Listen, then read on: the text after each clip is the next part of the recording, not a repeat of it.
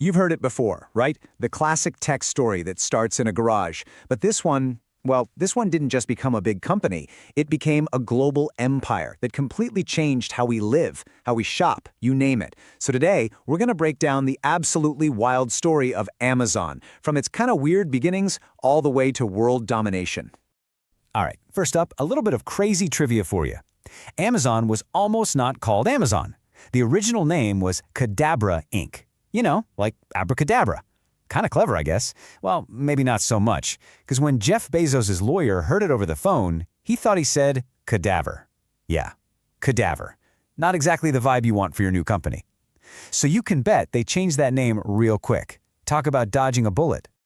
So, you gotta ask, what makes a guy leave a super cushy vice president job on Wall Street to go sell books out of his garage? I mean, really. For Jeff Bezos, it all came down to this one simple but honestly pretty profound idea he called the regret minimization framework. Basically, he imagined himself as an 80-year-old man looking back on his life, and he realized the one thing he would absolutely, without a doubt, regret was not even trying to be a part of this new internet thing. The fear of missing that boat was just way, way bigger than the fear of failing. And look, this wasn't just some random gut feeling. There was one specific number that just sealed the deal for him. He saw a report back in 1994 that said web commerce was projected to grow by, get this, 2,300% every single year. I mean, when you see a number like that, the whole equation flips, right? Suddenly, the biggest risk wasn't starting a company. The real risk was doing nothing at all. Okay, so Cadaver is obviously out. He needs a new name. And the one he landed on, Amazon, was just pure strategy. It's brilliant, actually. Reason one, the Amazon River is the biggest river on Earth, and his goal was to build the biggest bookstore on Earth. It just sounds massive, exotic, different. But the second reason is the real kicker. Back in the early days of the internet, websites were listed in alphabetical directories. So a name starting with A, boom, you're always right at the top of the list. Genius. All right, so the idea's in place, the name is picked. Now it's time to actually build this thing. So from that now famous garage in Bellevue, Washington, Amazon.com officially goes live on July 16, 1995. And let me tell you, the world noticed. Like, immediately. The growth wasn't just fast, it was absolutely explosive.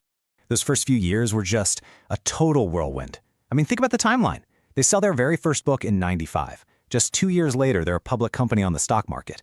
A year after that, in 98, they're already expanding into music and videos. And then 1999. That's when we get the iconic logo, you know, the smile that's also an arrow pointing from A to Z.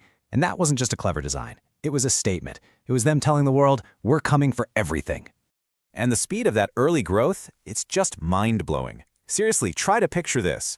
Within just 2 months of launching out of a garage, they were already shipping books to all 50 US states and to more than 45 countries around the world. Their sales were already hitting $20,000 a week. This wasn't your typical startup. This was a global phenomenon literally from day one.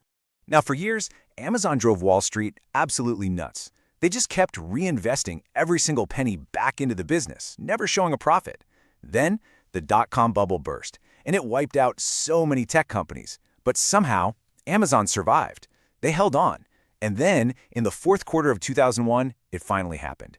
They posted their first ever profit. It was tiny. I'm talking 1 single penny per share. But that 1 cent, man, it was monumental. It was the proof the whole skeptical world needed that this crazy, ambitious plan could actually finally work. So just when everybody thought they had Amazon pegged, you know, oh, they're the everything store, they pull a move that is so radical, so out of left field, that it ends up powering a huge chunk of the modern internet.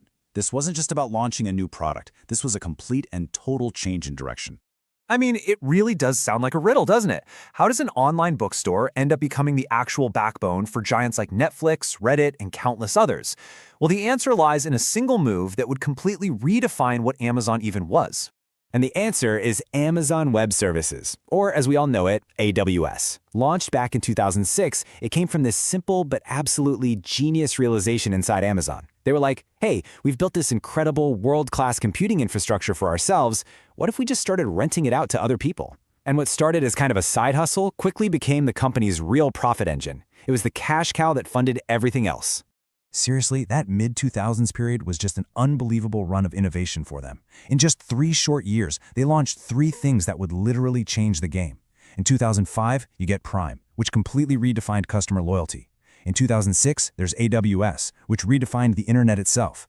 And then in 2007, the Kindle, which redefined reading. Just wow. And the Kindle wasn't just a hit product. It was a full-on revolution. Get this, just 3 years after it came out, by 2010, Amazon was selling more Kindle ebooks than physical hardcover books. Just pause and think about that.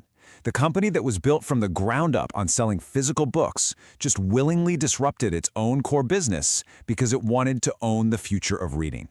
That's a bold move. Okay, so now everyone's got Amazon figured out, right? They're the digital giant, the cloud company. And then they pivot. Again, this time making a huge, expensive push from the world of online clicks into the world of actual physical bricks and mortar.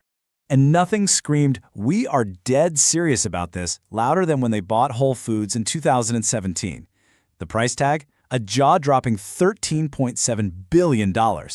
This wasn't some little side experiment. This was Amazon declaring all-out war on the grocery business and planting a massive flag right in the middle of physical retail.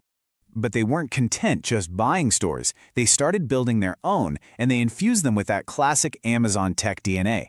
In 2018, they rolled out Amazon Go with its Just Walk Out technology. The experience is pretty wild. You scan your app to get in, you grab whatever you want off the shelves, and then you just walk out. That's it. Cameras and sensors figure it all out and charge your account. It feels like you're shopping in the future.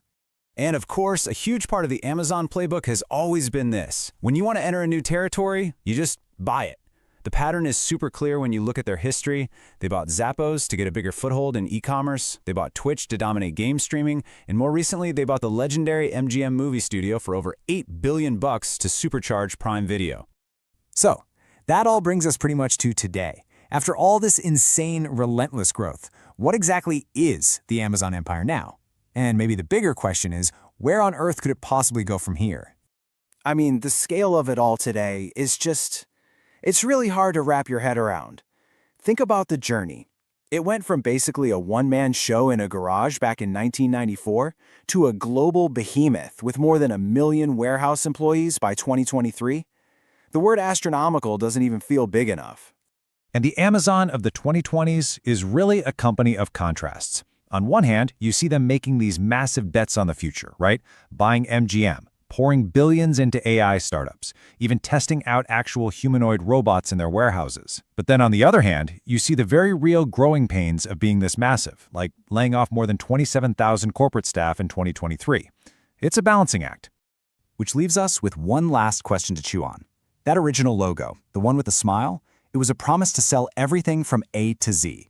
And when you look back at their journey, from books to cloud computing, from groceries to Hollywood movies, it really feels like they've kind of done it. They've covered the whole alphabet. So the real question now is, what comes after Z?